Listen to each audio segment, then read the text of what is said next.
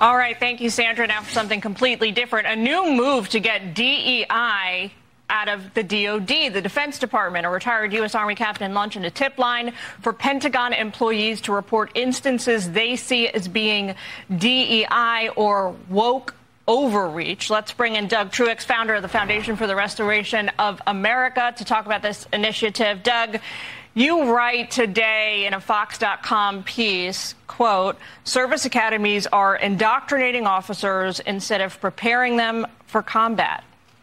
Talk to us about it. Yeah, well, thanks for having me on. And that's right. That's my alma mater. Been horrified over the years by some of the things going on.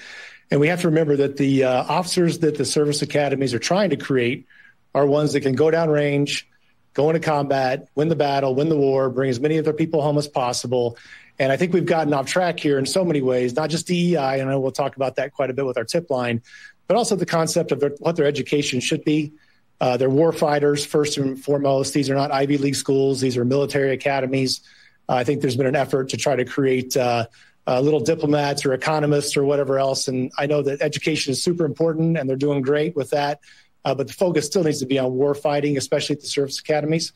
And the DEI piece has got to go. I'm super thankful for President Trump and Secretary Hegseth and all that they're doing to get it out. But we're going to offer one more means here to work that out, because I do think that there's still a lot of it going on in spite of the orders that have come down.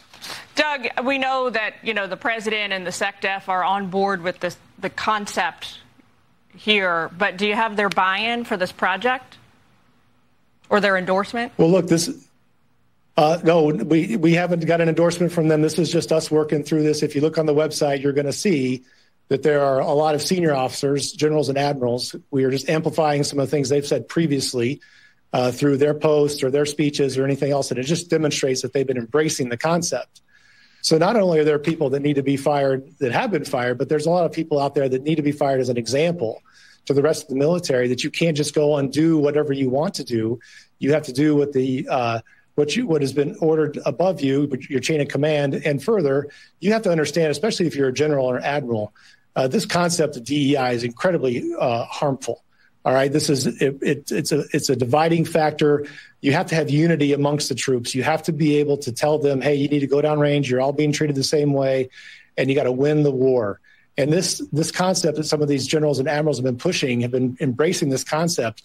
They should know better, and they need to be fired right now. And we have them up on the website now, and we're encouraging everybody to go there and look. And then as far as the tip line goes, I think there's a lot of people out in the service that know of situations that are continuing in spite of what's been ordered.